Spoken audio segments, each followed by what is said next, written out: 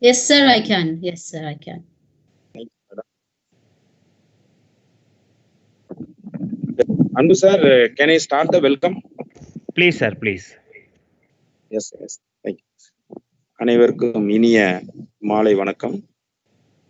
First of all, I put forth my sincere thanks to our management of Kalasalingam Group of Institution for accepting wholeheartedly to conduct this 87th International Virtual Learning Series with the blessing of Almighty, our chairman, Kalvi Valal Devathiredi, with the support of our Chairman Ile Vallal, Dr. K. Sridharan sir. I am here to deliver the welcome address for this 87th International Virtual Learning Series in association with the Indian Pharmaceutical Association, South Tamil Nadu Local Branch, Head Office at Arulmigu Kalasalingam College of Pharmacy. Today I feel very much honored to welcome our distinguished personality, eminent personality, veteran teacher, undisputed researcher, and honorable resource person, Professor Dr. Kalpana, Madam, leader Genome Engineering Lab, London, to grace this occasion. Thank you, Madam, for you being the valuable part of this wonderful session. Let me acquaint you with the sterling quality of this eminent personality, who is a brilliant teacher and undisputed researcher. It is great pleasure for all of us that you could find time to be with us in spite of your busy schedule, Madam. Most welcome you, Madam. Thank you so much, sir. Thank you, Madam. Finally, I welcome all the professor, faculty members, and my dear enthusiastic students for today's session.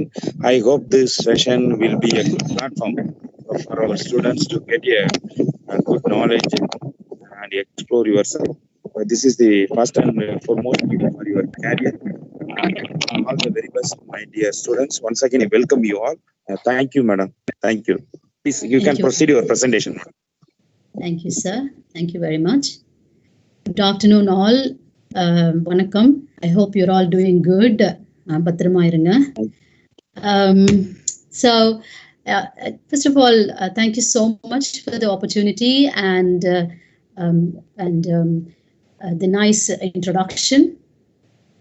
My respect to Arulmigu Kalasalingam Institute of Pharmacy for organizing such international learning series. I'm sure this will help to keep the students' dream alive in this crisis times.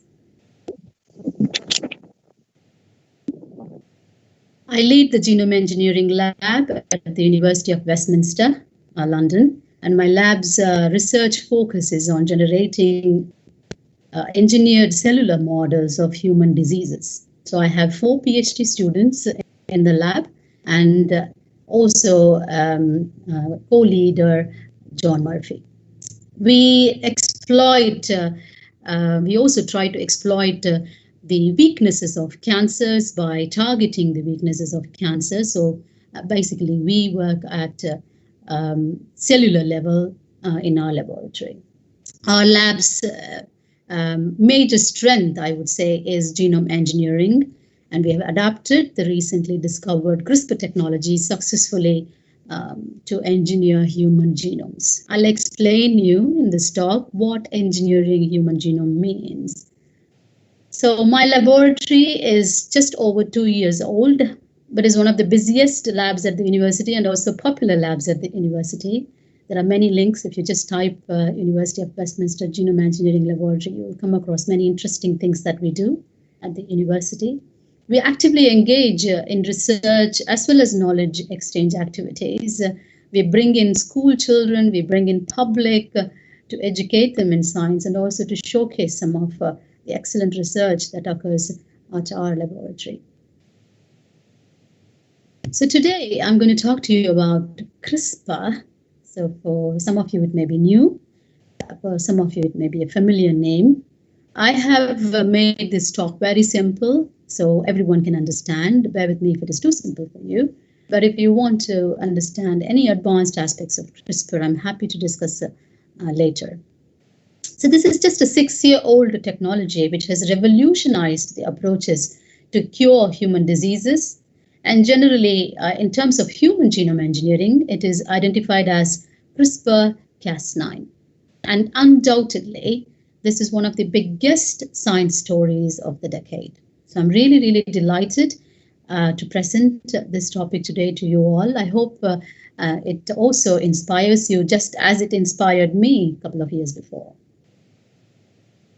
So in this talk, I'm going to talk to you about what is CRISPR, why CRISPR, and I'll take you through the basics of CRISPR and the origins of CRISPR. And I also will introduce you to the applications of CRISPR in biomedical engineering and in diagnostics. I have chosen a few examples for that. And finally, we'll touch upon this important topic, ethics of genome engineering. If you have any questions, please do type in the comment box, and I'm happy to answer towards the end of this presentation. So please feel free, as and when you have questions, please do type in the comment box. And I also have questions for you. There's one or two questions. I think there are one or two questions during the talk itself. I might be asking you not to give you any grades or something, but feel free to type your answers. That will allow me to know whether you are with me. Sorry. So that's a nice, colorful topic, CRISPR. So I've given different colors. You may be wondering, why is she giving different colors to these letters? Because it's an acronym. It's a big mouthful, a very long name, clustered, regularly interspaced, short palindromic repeats. So it's a very, very long name. So it's an acronym. That's why I have indicated in multiple colors throughout the presentation. And it's always used in association with a bunch of proteins called Cas proteins, CRISPR-associated proteins.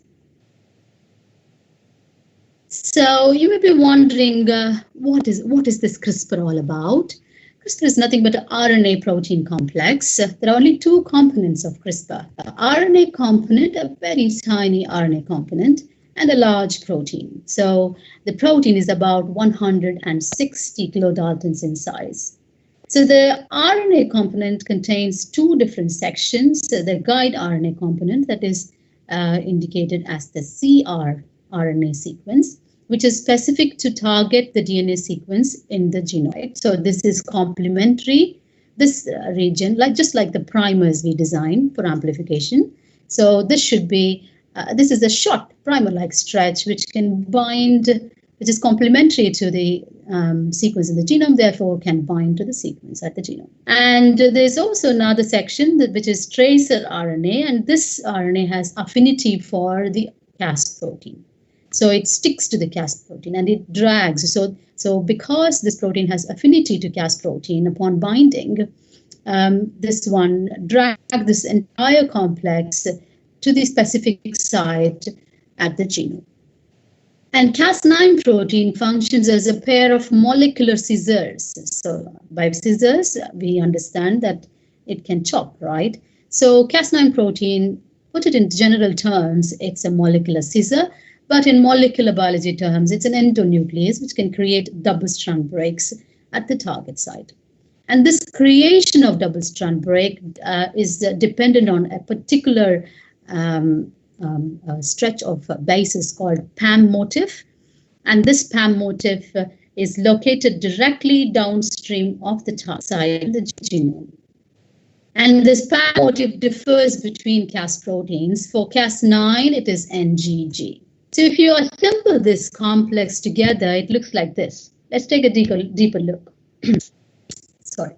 In its natural form, we know that the guide RNA has two sections. One is the cRNA, which is complementary. Now you can have a better picture, I believe. So this is the segment that binds to the genome specifically. And the other segment is the tracer, which binds to the protein, that is the Cas9 protein. And now this complex is what scans the human genome and recognizes the specific site because of the guide or the cRNA, and they create a double-strand break. And this double-strand break occurs exactly 3 bases away from the PAM motif. Very, very precise. Now I'm talking a lot about genome, right? So we need to understand CRISPR better, we need to understand some of the basics around CRISPR. So first of all, let's try to understand the human genome. The fate of all multicellular organisms, I'm sure you're all involved in understanding human physiology, right? So we all agree that the fate of all multicellular organisms relies on single cells, the basic structural and functional unit of all living forms. Even more so, if you think of it, the fate relies on the genetic material of all the cells. In human cells, we have about 6.5 billion letters in our genetic material, and it is about 2 meters long. And it is present in the structure. So can someone confirm me if you can see where I'm pointing, please? Can you see the cursor, moving cursor?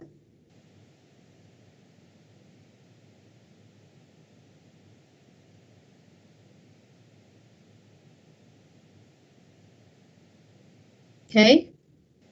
So the genetic material is located in the nucleus of all human cells. So you can see that the blue stained, the DAPI stained nucleus is here. And these are a group of HeLa cells, and the DAPI stained nucleus is here. And the cellular morphology is very clear because of some cytoskeleton staining. And inside this nucleus is the genetic material, which exists in the form of chromosomes, which contain the DNA. The DNA doesn't exist as a neat string of DNA. It exists as a complex with histone proteins. So the physiological state of DNA is in the form of chromatin, where it, as I said, where it is bound to both histone and non-histone proteins. And the human genome is divided into 46 DNA molecules, we know here, and they are numbered because of their, based on their sizes. So the largest one is chromosome 1, and so on. Together, these molecules dictate what the cells should do on a millisecond basis, and therefore they dictate the activities of the entire organism. And that's an example of a chromosome preparation created in our laboratory from MCF7 cells, which are human breast cancer cells. Now, why do we want? Okay, we know that genome contains so many letters, and it acts as an instruction book for life. This instruction book dictates what the cells should be doing, and therefore the organism should be doing on a millisecond basis. What happens if there is a change in this instruction book? Changes in this instruction book can be deleterious because they can cause disease. This is an example of a single typo in that instruction book that leads to the conformational change of the beta globin subunit of the oxygen carrier protein, hemoglobin. And because of these mutations, the red blood cells acquire a crescent moon shape or a sickle shape instead of the normal biconcave discs. And what happens because of this change is that while the normal red blood cells flow through the vasculature quite nicely, the sickle cells struggle to go through the vasculature, and they not only are compromised in the oxygen carrying capability, but also their lifespan is very short because of this nature of blocking the blood flow and not being able to flow through the vasculature very well. So a normal red blood cell's lifespan is about 120 days, whereas the sickle cell lives only for 10 to 20 days. So are the changes in this instruction book, the genetic material, always deleterious? The answer is no. The genetic differences can also be beneficial sometimes. This is one example. What you see here is a human T cell with the spikes that is on the surface, indicating the CCR5 receptor. And this receptor acts as a doorway for entry of the HIV viruses inside the T cells. So a mutation called the CCR5 delta 32 causes the shortening of the receptor, acquiring a closed door conformation, and hinders the entry of virus inside the T cells, and therefore providing immunity to HIV virus infection. So such mutations are popularly found or widely found in the Scandinavian populations in Europe. So now I have a question to you all. Let me see the chat box.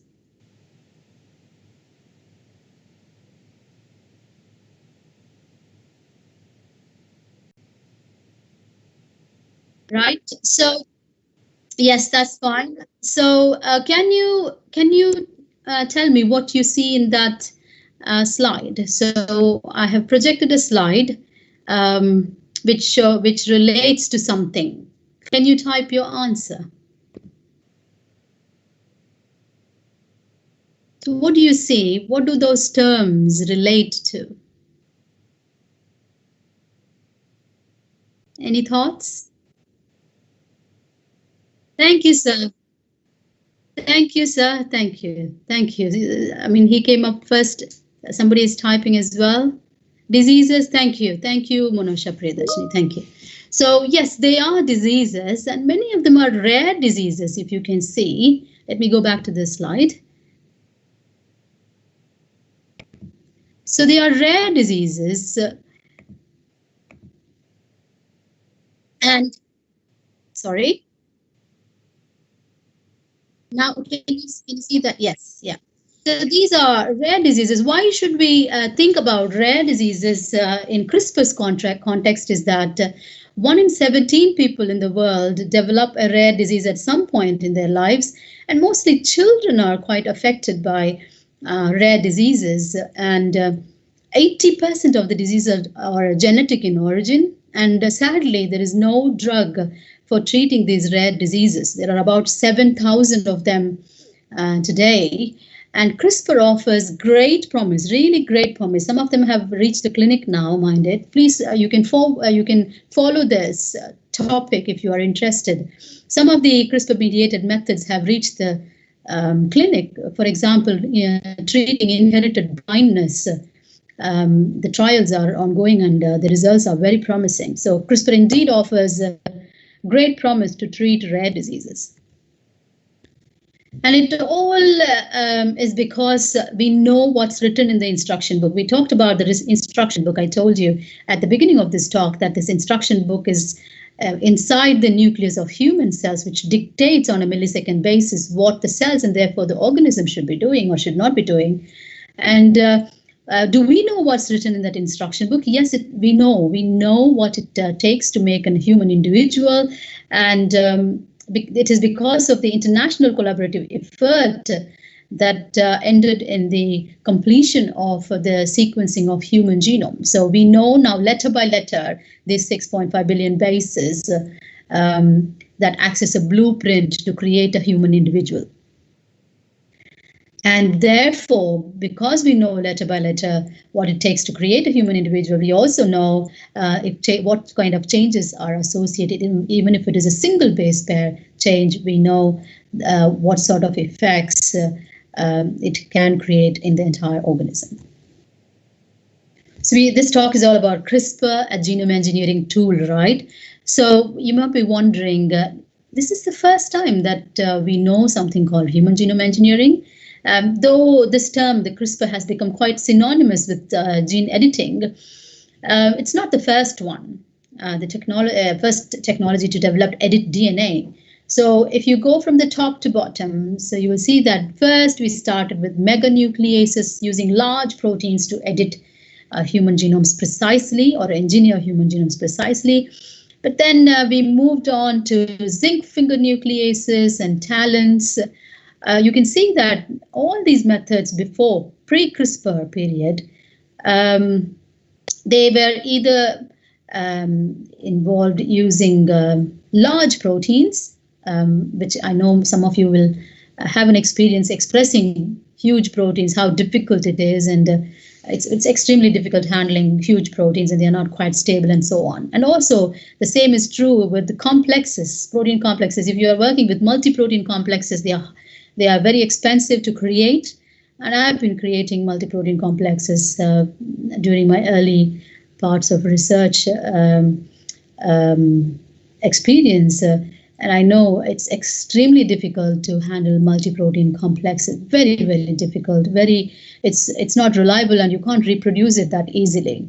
So all these methods have been using multi-protein complexes, whereas CRISPR uses just a single enzyme, which is quite stable. You can express it in bacterial cells because it's a bacterial-derived enzyme, and you can express it very easily in bacterial cells.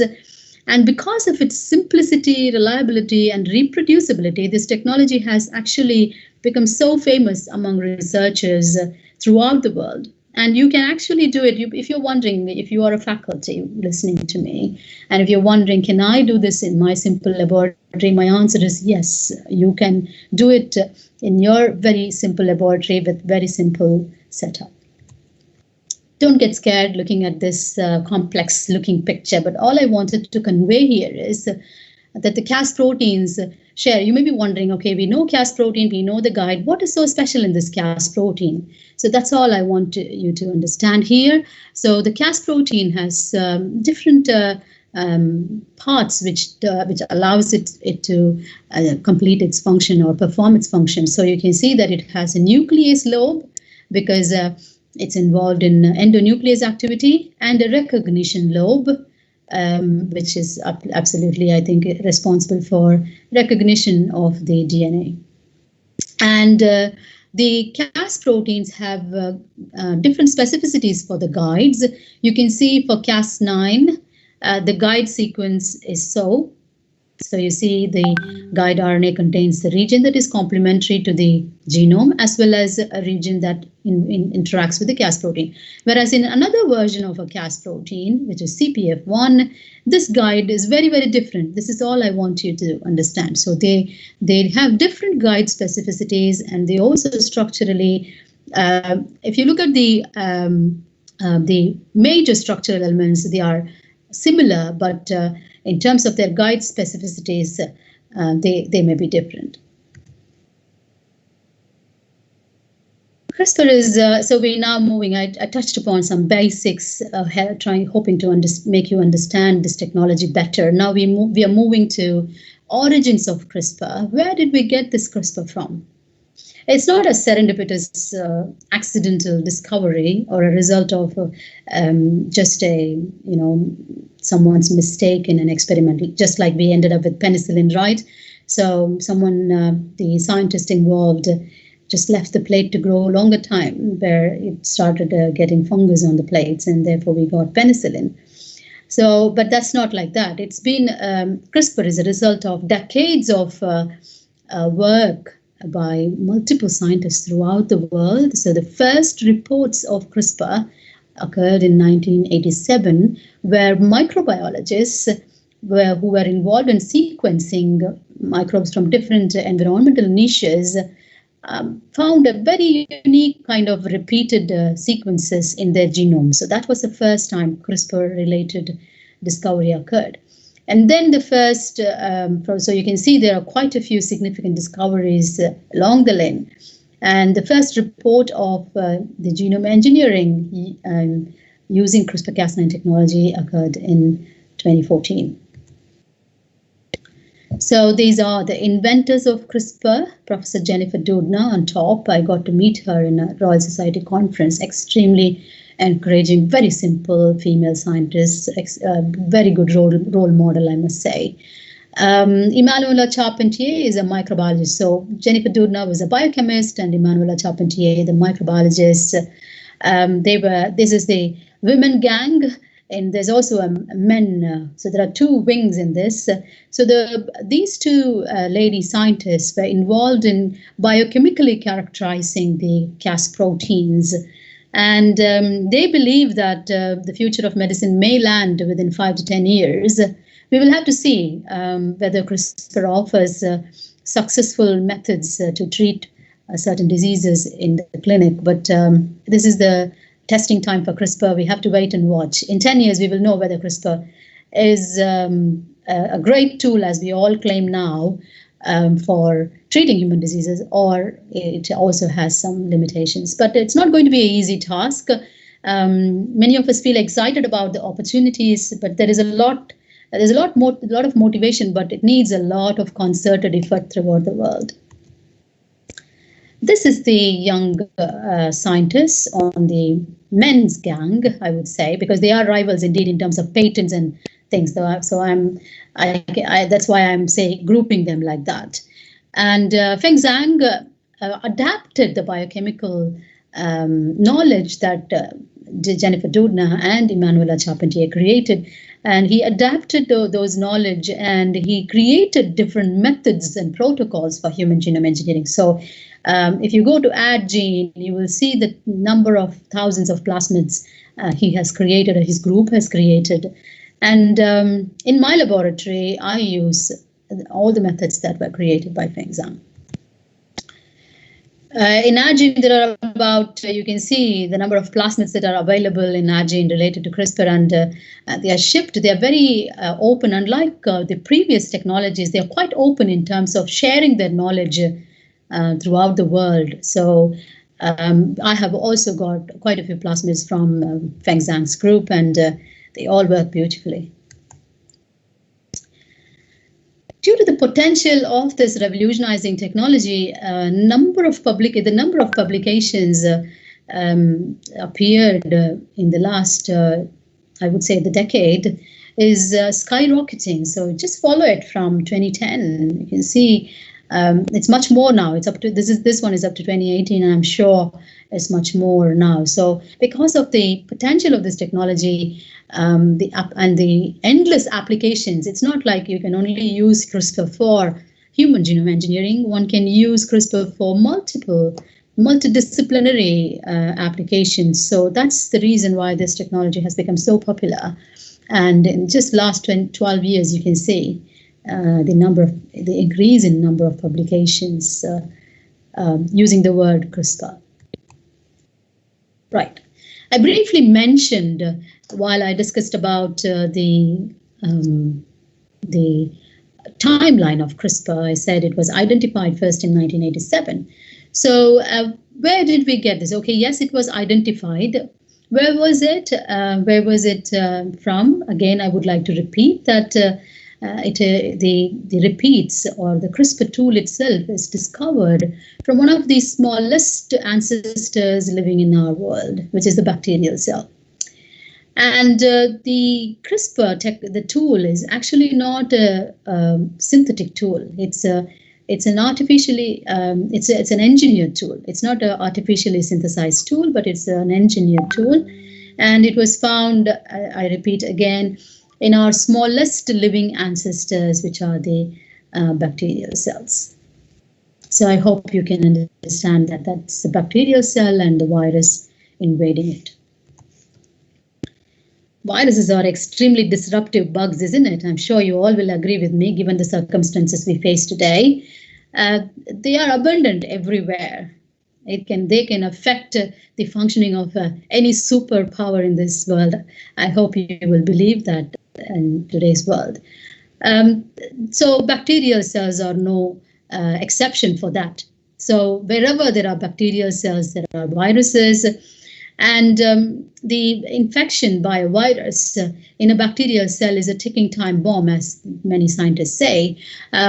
It's like a ticking time bomb. The bacterial cell only has very little time to combat the viral infection. So therefore, because of the constant evolutionary pressures, the bacterial cells have evolved different methods. You can see they can inhibit the attachment of viruses, entry of the DNA, and the assembly stage of the viral particles, and so on. So they have, because of this constant evolutionary pressures, they have evolved multiple methods to prevent themselves from viral infections.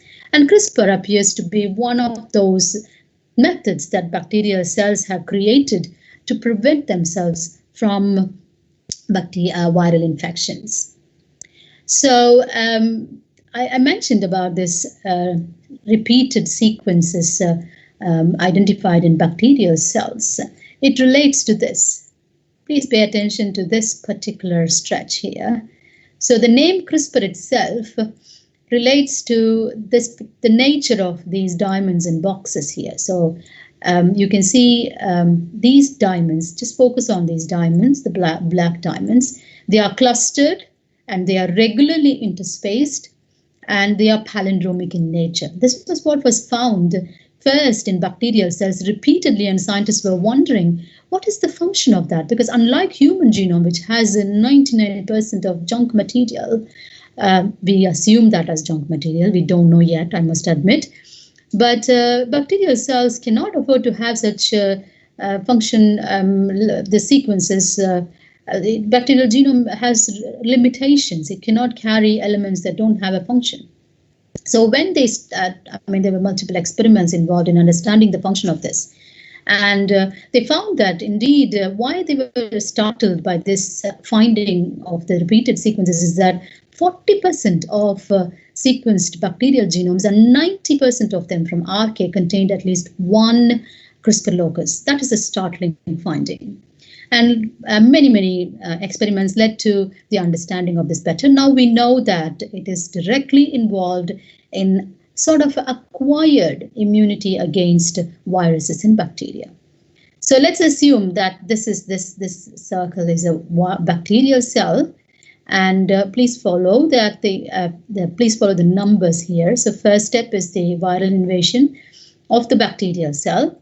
And during the viral invasion, the bacterial cells acquire a little portion of the viral DNA and insert them in this CRISPR locus. And upon subsequent viral infections, the bacterial cells they express this CRISPR RNA, and this CRISPR RNA associates with a pair of molecular scissors called the Cas proteins, and now can chop the invading viral DNA, degrade them, and leaving the viral infection fruitless. So very simple. The first stage involves adaptation, and the second stage, so that's the sort of acquired immunity mechanism. So that's really excellent, isn't it? So with a very tiny cell, bacterial cell, and there are about, though this workflow looks quite simple here, there are about 20 different proteins working at this particular stage between 1 and 2. There are 20 different proteins working at this stage to acquire this portion. So all these colored boxes indicate different viral infections.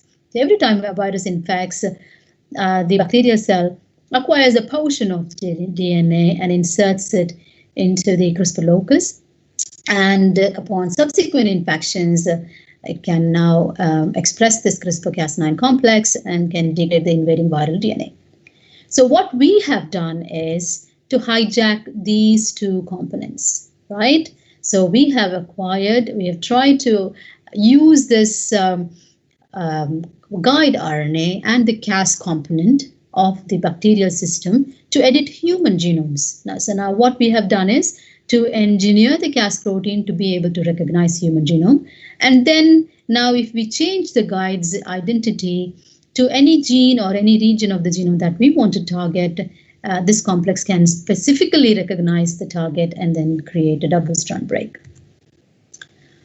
So that's human cells, right? So I told you that we have taken the Cas9 component and the guide component from this CRISPR system of bacterial cells and engineered it to recognize human genomes. For many CRISPR-Cas9 experiments, Cas9 facilitates genome engineering or genome editing by creating a double-strand break. Generating a double-strand break is the initial step in CRISPR editing pathway. So let me take you through this. So that's just a single human cell, let's assume. And inside the human cell is the nucleus in red.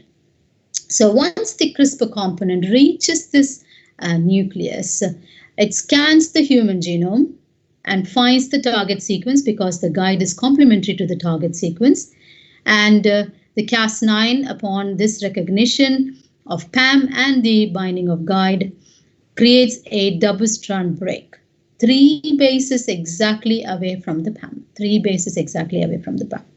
So this is all we can do using a CRISPR tool. We can make the CRISPR tool arrive at the specific genomic site and create a double-strand break. Now, the CRISPR-Cas9 protein, I showed you briefly the structure and the nature of this polypeptide, the Cas9 polypeptide. So it also has features to relax. You may be wondering what happens. I mean, genome is a very complex structure. So how does this molecule just recognize in such a complex chromatin? Still, a lot needs to be understood. But what we know now is Cas9 can also relax the DNA backbone and therefore allow the guide RNA binding. So it occurs like this. If you want to look at it much more clearly, so that's how it looks. So in this case, we are targeting exon 2 of a particular gene at the genomic locus. You can see what is shown in purple is the Cas protein, and the guide RNA is in blue. So that's blue, complementary to the target site, and the tracer RNA is in red, which sticks to the Cas9 protein, and the PAM here, NGG, in this case it's T, but it can be any base in Cas9 mediated engineering. And the double-strand break occurs exactly 3 bases away from PAM. I didn't believe it 2.5 years back when I started using this tool. Oh, I'm not going to believe it. How can it happen? The genome is so complex, but believe me, it occurs. It's so specific. Right? We created a double-strand break using the tool, but double-strand breaks are not so good for the cell, right? So on a regular basis, on a daily basis, human cells receive tens and thousands of lesions in a single day. So it can be single-strand break, double-strand break, it can be cross-links, so there can be dimers. So a single cell requires tens and thousands. Therefore, the cells have created so many pathways to take care of these damages. So you can see single-strand breaks, and then you can see double-strand break here. And so for CRISPR-related purpose, let's just focus on the double-strand break that the tool creates.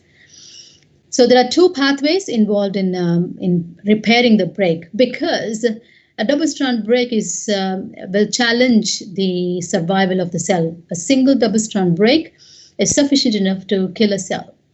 So when you create a double-strand break using the CRISPR tool, the cells will be very quick in deploying pathways to fix this break. 2 pathways will be deployed. One is HR and NHEJ. By overexpression of the Cas9 protein, we sort of saturate the cell's capability to fix the DNA damage that the Cas9 protein creates, and therefore the cells bring in more pathways. The preferred one is HR, which is error-proof. It doesn't create any error, so it puts back the DNA in its original form, whereas NHEJ is an error-prone process. What it does is, just like a tailor, it pulls the ends, trims it, and stitches it. So you can imagine insertions, and also it can do some patchwork, randomly fixing a floating DNA fragment in the break site. So both it can create insertions and deletions, and therefore disrupting the gene. This is what we exploit. When we introduce a CRISPR tool into the nucleus of human cells, we are expressing an enzyme, which is Cas9, and it goes cut, and then the cells go fix. At some point, though the cells try to deploy certain pathways, there are limitations as to which one can be used, because NHEJ is present throughout the cell cycle of cells, whereas the HR is nearly absent in G1 and most active in S phase. So because NHEJ is so abundant and the cut and fix cycle continues and the cell requires more resources, the chances of NHEJ working at the break and making errors is high, and therefore the gene gets disrupted. We can also actually cleverly design a method to introduce new genes. In this case, HR is preferred. I'm afraid I would love to talk more in details, but because of time limitations, I have to just introduce you to these. So using this method, we can edit about 13 different, we can introduce about 13 different modifications in a single gene. So you can see this is a single coding region, and starting from the transcription factor to the untranslated region. This particular gene is coded by 6 exons. So if you want to disrupt a gene, your early exon is the choice, because you don't want any functional region of the protein expressed. So the first exon is the choice of editing in this case. You can create point mutations, and you can fuse reporter genes. You can also alter the transcription regulation. So there are 13 different modifications, which is amazing. So in a single gene, CRISPR can allow you to do 13 modifications. You may be wondering, okay, I'm ready to go into the laboratory. What will I face? What sort of workflow? It's quite, I'm not presenting a case study today. This is just an introductory talk. But I'm happy to introduce you to the workflow of CRISPR. You can see there are 3 stages in CRISPR workflow. The first one involves designing the guide sequence, so to make the CRISPR tool bind to the specific target site in the human genome. And then you synthesize it by normal primer, like you synthesize the primers from a service provider, get it synthesized, make the duplexes, and then clone it into a vector. And this workflow is for vector plasmid-mediated genome editing, but there are also now RNP complexes available. So bear in mind that this is the workflow for plasmids. And now once you purify the plasmid, I mean, you're ready to transfect or introduce these plasmids into the human cells, and you select the cells containing the plasmids and clonally expand them, isolate them and expand them. And so the first stage, it's very quick because it's bacterial cells and it involves some work on the computers. So it just takes about 2 weeks. The second stage, because it's human cells, for growing the cells after transfection and clonally isolating them takes about 3 months. Once you clonally isolate and expand the cells, you're ready to do functional analysis. And this you might have noticed that I haven't given any time here. As you can see, depending on how challenging and how interesting the gene is, your studies can go on forever. Now, we in our laboratory, starting from scratch, just with a couple of PhD students in their early days of PhD and master students, we have created a precise 100 base pair deletion on chromosome 14, which is made of 105 million base pairs. It's amazing. Even now, if I think we have come a long way, we've done so many improvements and things like that. But still, this is very special for us because we edited a breast cancer gene, which was identified very recently, called ZFP36L1 on chromosome 14. And the change that we created on the Q arm is just 100 base pair deletion in this huge chromosome, which is of 105 million base pairs. Very precise and extremely proud of it. And this study has come a long way. I won't be able to show you all the details from that study, but I can just show you a glimpse of what happened in that study. So please follow. So this one is an edited clone, which is at the 2-cell stage. What we do is we grow these clones to a large population in the dishes and then to the flasks. And then we use this edited population for various functional assays. We also confirm the changes that occurred at the genomic site using NGS analysis and verify whether or not we have created a disruption or a change at the target site. We also do Western blots to confirm the protein expression.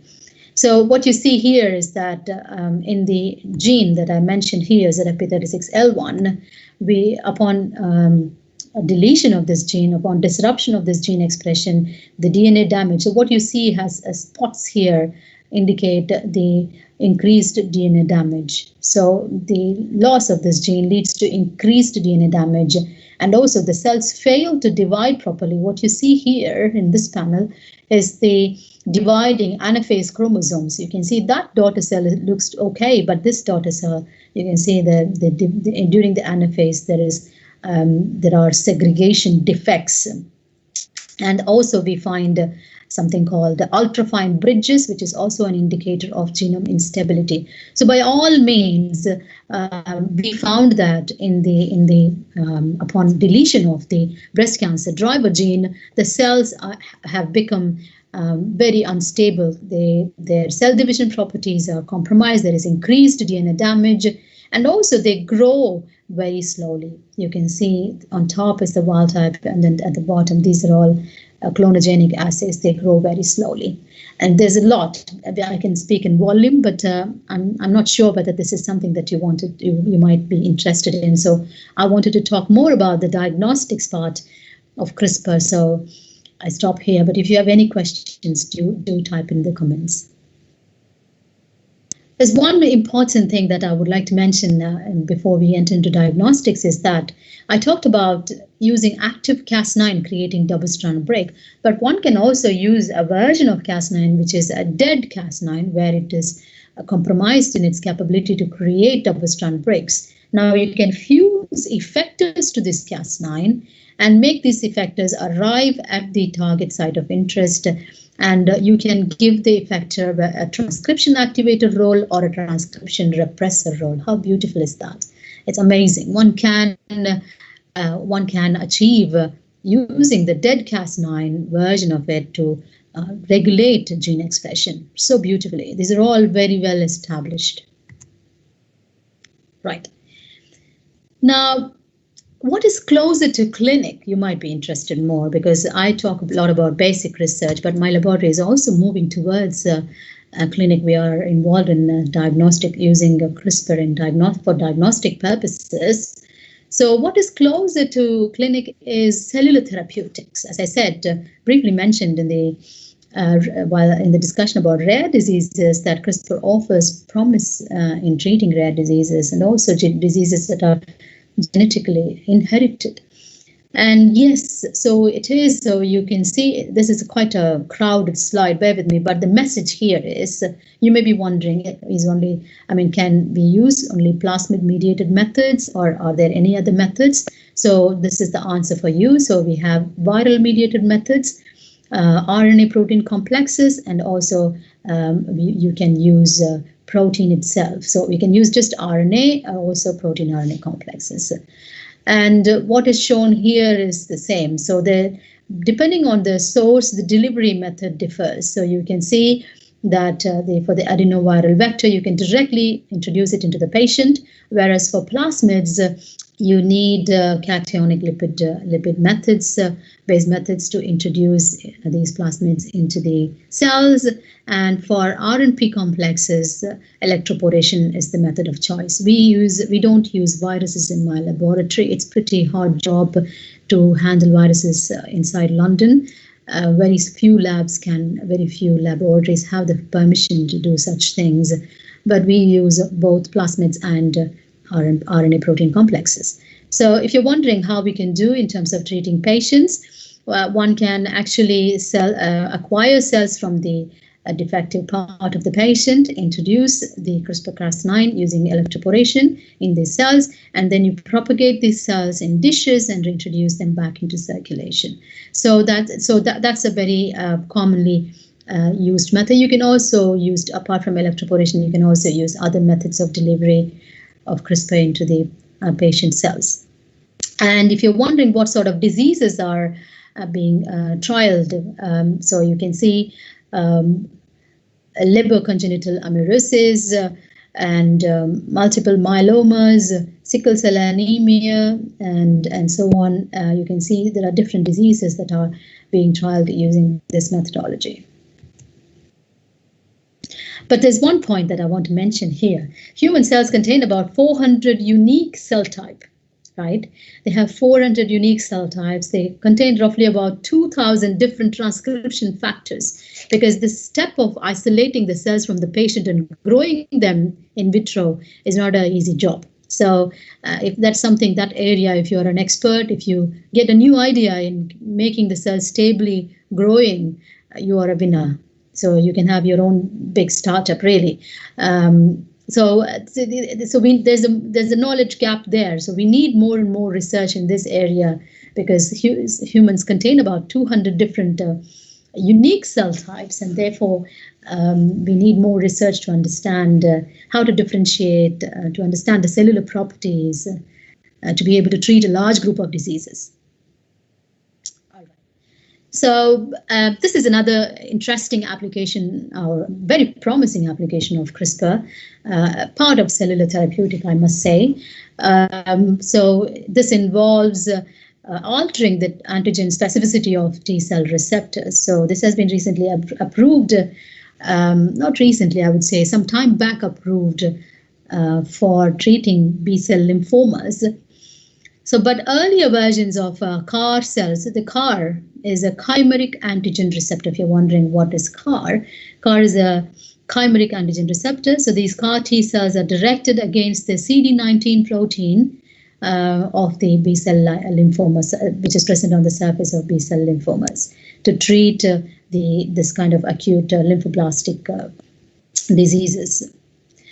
But the initial stages before CRISPR, what the immunotherapy methods that involved CAR cells deployed was expressing this chimeric, the chimeric receptor randomly, overexpress this chimeric receptor randomly on the T cell surface. So you can see there is a T cell receptor as well as a CAR receptor.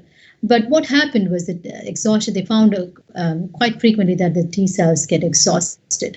And now with CRISPR, what they do is they directly put the CAR receptor under the transcription control elements of the T cell receptor, and now the cells express the CAR receptor rather than the T cell receptor, specifically recognizing and killing the cells.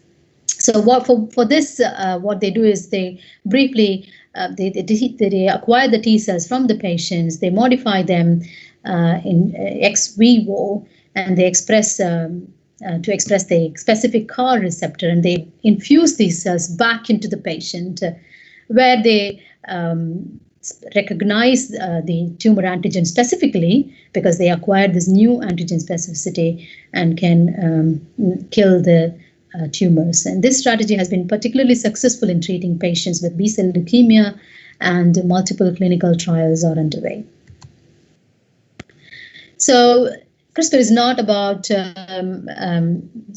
genome engineering. So CRISPR is a poster child for genome engineering, but its uses as a medical tool doesn't stop there. This diagnostic part is to create some awareness about all the other opportunities CRISPR provides, maybe more interesting to you all. So this is just, throughout the talk I mentioned about Cas9 protein, right? But these are other proteins which are used in diagnostics, Cas12, Cas13, and Cas14. And the Cas13 derived test has been approved for SARS-CoV-2 detection in the United States a couple of months back. And just this week, India's first Tata CRISPR, I'm very proud to say Tata CRISPR because I'm one of Tata's products. Tata CRISPR COVID-19 test is approved by DCGI for commercial launch. It's a very simple, cost-effective test, and really look forward to the performance of this test. And it's named Feluda.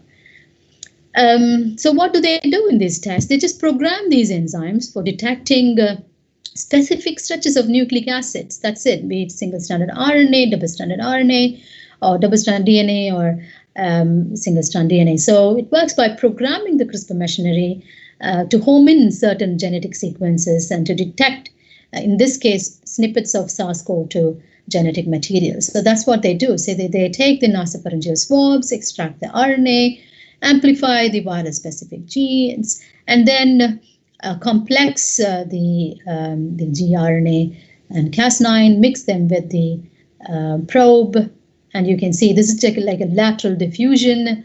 You can see presence of this line indicates the presence of virus. It's really like a simple pregnancy home test kit.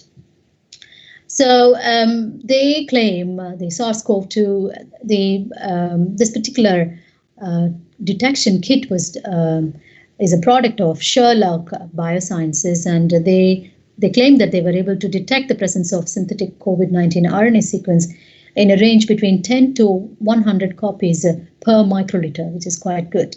And this doesn't need any extra equipment. That's the biggest advantage. You can do this test in any corner of the world. So CRISPR-based detection of the diseases, infections is becoming very popular. And this is an example of a new diagnostic test which can quickly as well as easily monitor infections early in kidney transplant patients. In the US, chronic kidney diseases are really skyrocketing, and the need for kidney transplants is increasing as ever. Therefore, this technology, and one of the major drawbacks in kidney transplants is the infection that is acquired by the patients, and early detection helps in early preventive measures. So this CRISPR is successfully being tested for early detection of infections in chronic kidney diseases. So what they do is they target the viral DNA in the urine sample, for example, and they copy this the viral related genetic material, and then they use the CRISPR tool to detect the presence of virus. And they have the fluorescence mediated readout for this. Again, they have prepared it in the form of a paper strip, literally. If only one line appears on the strip, the result is negative, and there are two lines, the virus, it indicates the presence of the virus. As very simple indeed, again. That's a summary of the CRISPR and its application in biomedical engineering in terms of cellular therapeutics and diagnostics. I almost have come to the end of this talk, but I wanted to briefly touch upon the ethics involved in CRISPR-mediated genome engineering. I talked a lot of great things about CRISPR, but also we should understand the dangers that come with it. We have to be very aware that we are handling a tool, a biomedical tool, that has the power to directly bypass human evolution. There's a reason why I put this young gentleman here. He apparently, without proper permissions and approvals, went on to edit human embryos, and he created a twin daughters,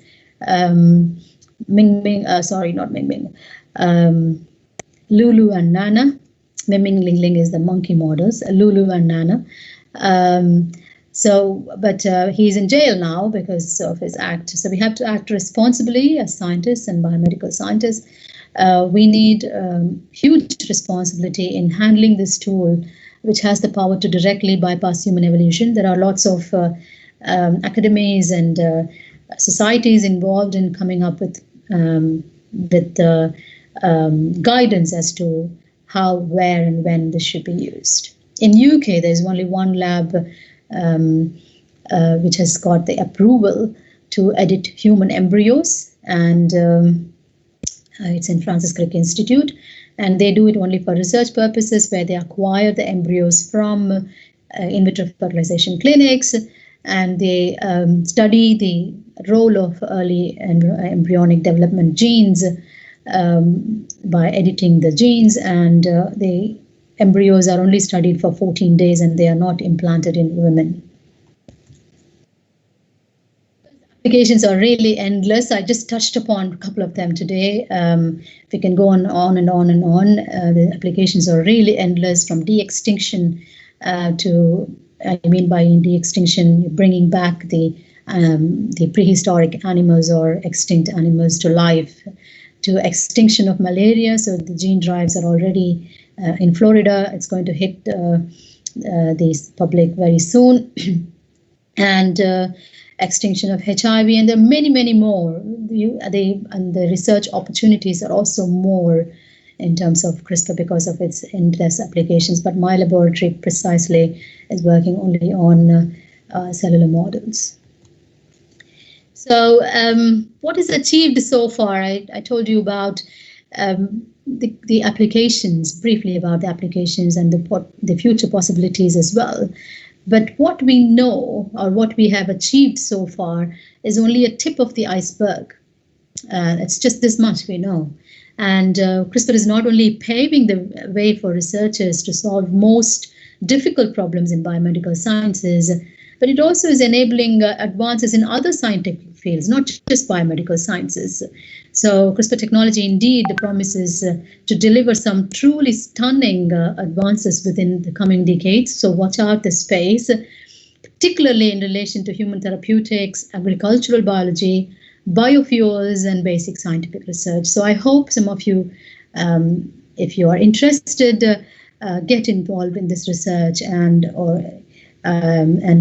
reveal the pieces of this hidden part of the iceberg in the future for the betterments. And I hope that helps for the betterment of human life. And with that, I come to the end of the talk. Thank you for your time. It's been a pleasure talking to you all, and thank you for the opportunity. I'm happy to take questions now. Thank you, madam. The forum is open for questions.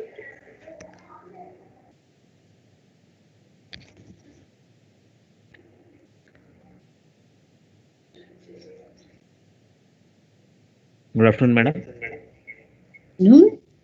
Yeah, you have told about CRISPR technology and its application. Yes. And it is very new to our country.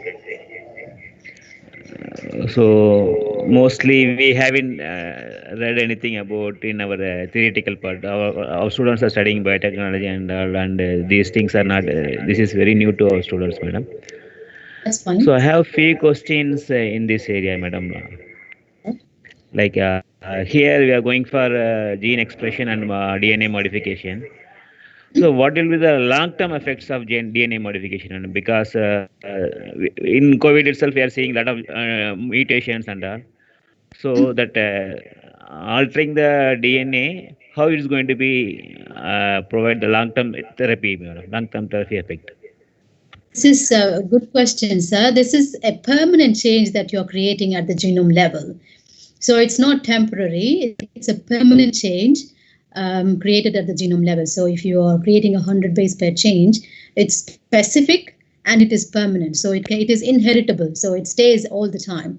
So because it's specific, you only do the intended changes, you don't do any unintended editing. So you have that kind of control. But there is also something called off-target effect that's being discussed today. There's a lot of research in that as well, because some groups report off-target effects because CRISPR is expected only to cut at the intended sites, not in the unintended sites. So if it cuts elsewhere, it's deleterious indeed. But as long as you can keep the cutting at the intended site, and I think it's fine, because we are dictating what, and we are also selecting the beneficial modifications. Thank you, madam. Since it has been used in the therapy, so generally therapy having a duration, like 1 week or 10 days or 2-3 days, like that. So for CRISPR technology, what is the duration, madam, for a therapy? If you are going to use it for a therapy, how long we have to go for that, and how long we have to evaluate the patients? Yeah, it depends on the, yes. So it depends on the lifespan of the cells. It depends on the lifespan of the cells that you are introducing. For example, if you introduce T cells, I think they do infusions in different phases. So they infuse patients for, I think, every second month. So it depends on the cell that is edited. It depends on the lifespan of the cell. That's what I mean. So there is a need that we introduce because after all, the living drugs have a certain life, right? Yeah. Yes, madam. How will you identify a target site, madam? A target DNA, where you have to go for modification? Any specific studies are there, madam?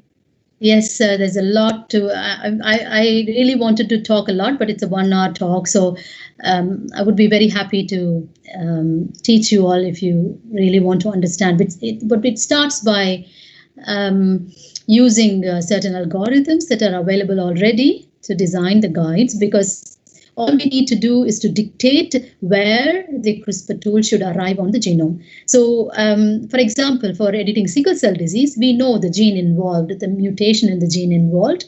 So we choose the particular gene and we select the mutated site to design something called guides. And there are different programs freely available online. And you can design guides. And once the guides are it's literally like a primer design. And all you have to do is to design complementary pair to the guide and then get it synthesized. And you can go ahead cloning it. This is one option in the plasmids. This is one option. On the other side, one can also directly synthetically design a guide RNA and then get it synthesized totally, the total 100 something stretch of the guide RNA. I don't remember the exact basis. So can be synthesized synthetically. And what you have to do is once the RNA arrives at the laboratory, you can complex it with the Cas protein, and Cas protein is also available, but I will suggest not to buy Cas proteins. They're very expensive. One can always express this in bacterial cells and can complex so the express protein with the guide, and then you can transfect using electroporation. So there is a workflow for that. So it all starts by using different computer algorithms and identifying which is the gene that is mutated or altered in this disease, and then try to rectify it. Thank you, madam. And during your presentation, you have told the first published article was in the year 1987. Now it is almost 30 years over, madam. Yes. Have you any viable therapeutic application, madam? Like there may be some critical application. Yeah, it is viable because the CRISPR repeats have been identified in 1987, but the method to engineer human genome only came 7 years back. Yeah. So actually, the existence of the CRISPR adaptive immunity occurred in 1987 to 1990s, but adapting that system from bacteria to human cells, to engineer human cells, has only happened just 7 years ago. So it's and within 7 years, if we have reached clinical trials, it's amazing, right? We know what it takes in a drug pipeline. Can you explain? Can you tell about any one of the clinical trial, madam, which is successfully undergoing, madam? I said about sickle cell anemia and also for inherited blindness, and we also have, I think, the leukemia. I explained in the CAR cells leukemia. I can see, and also muscular dystrophy. Yes, yeah. Thank you, madam. And one more question, madam. Like you have told about the bacteriophages to overcome the viral infections. Yes. So any research is going on against these COVID conditions, madam? Oh, there's a lot. There's a lot, though I'm not a microbiologist, but I understand there is a lot. A lot of, even in India now, people have invested a lot of time in identifying new Cas variants. And I learned that they have discovered a new Cas variant which can identify specific infectious particles. What in India is, I think now very fastly, it's really expanding very fast, is the biosensing application of the CRISPR tool. So people are trying to use different Cas variants and they are using this different Cas variants to create tools to identify infectious pathogens in all environmental niches, in agriculture, in farms, in animal farms, and so on. So it's going to be very big in terms of biosensing applications in India, I must say. Yeah.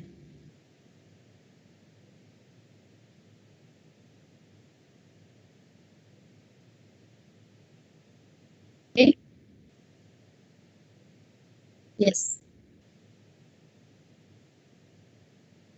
Oh, brain editing is new to me, sir. I please do share the link with me. I'll have a look at it. I'm not aware of that. What is this about, brain editing?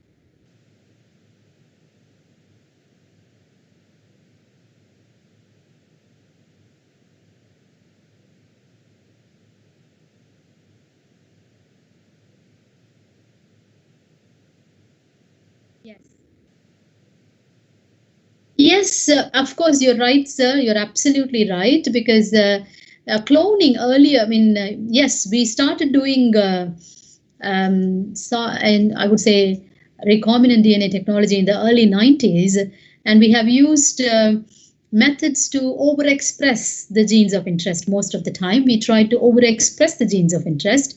So what we would do is we will send the plasmid that carries the gene of interest, for example, a growth hormone, and the plasmid would enter the cells, and randomly the copies of the gene will be integrated everywhere in the human genome. So we never had a control over where and how many copies the gene can integrate.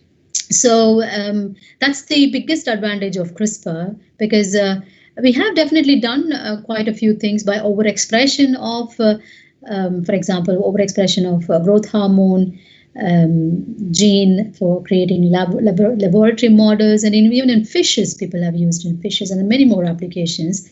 But definitely they were random. There was no control over how many copies are integrated, how permanent. They are not permanent.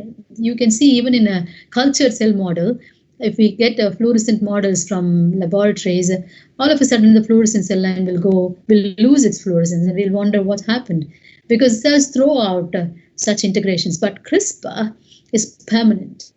That's the biggest advantage of CRISPR. So yes, options are many more, but we need more research. There's a lot. We can foresee a lot of options. De-extinction, because all you need the DNA is the DNA, right, of an extinct animal. But we need to wait and see the future possibilities. The next decade is going to be very crucial. Yeah. Thank you, madam. Any other questions? Okay. Thank you, Anbu sir. Thank you, sir. Madam, thank you, madam. We had an informative and presentation, madam. Thank you, sir. Madam. Yes, sir. Thank you, sir. Thank you, madam. Thanks for we had an informative and wonderful presentation, madam.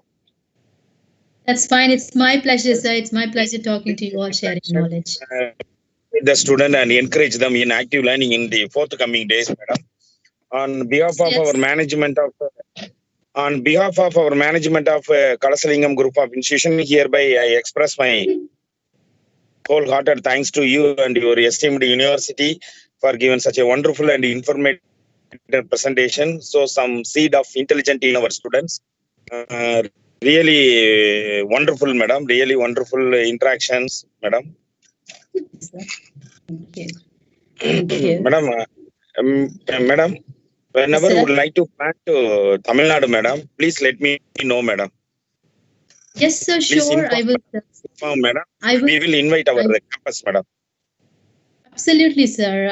I'm more delighted to definitely take part in the activities. Yes, sir. I'm very curious I'm very interested in spreading the knowledge. Like sir earlier pointed out, it's quite new in India, but it's a very promising technology, and I am very happy to share knowledge and teach everyone the workflow, how to actually involve in engineering, and if any laboratory in your institution is ready to adapt this technology, I'm happy to guide as well. So that's no problem. Thank you, madam. Thanks for your supporting, madam. Very kind of you, madam. Here with extend my sincere thanks to Dr. Anbu Selladurai, sir, from UK, for his wonderful. Can you hear, madam? Can you hear? Yes, I can. Yes, sir. Can you hear, madam? Yes. Dr. Anbu Chelladurai, sir, for his wonderful arrangement of this 87th International Virtual Learning Series session, madam. Thank you, Dr. Anbu, sir. Thank you, sir. Perfect. Please, madam, another one more final request, madam. Another one more final request. No problem, sir. Go on, sir. I have Let time. us know, madam. Let us know, madam. Kindly refer your friends, colleague who are able to guide and support for our future webinar, madam. Of course, I will definitely For try. the development of our students' career, madam. Definitely, sir. I mean, we all should share knowledge and we all should grow with each other. For sure, I will refer some people, sir. Yes. Thank you, madam. Thank you so much for your support, madam. And sir, I also would like to say thanks to Anbu, my I think undergraduate colleague and a good friend. He's the one that has referred this organizing this 87th learning series. So sure, madam. Thank you so much. Sure. Thanks to Anbu, Thank and you, madam. to Thank you, madam. And I look forward to seeing you all at some other opportunity. And good luck with everything that you do. Take care. And is there a time to say bye? Thank you. Yes. Thank you, and bye, everyone. Take care. Take care, Yeah. Take care, madam. Bye. Take care, madam.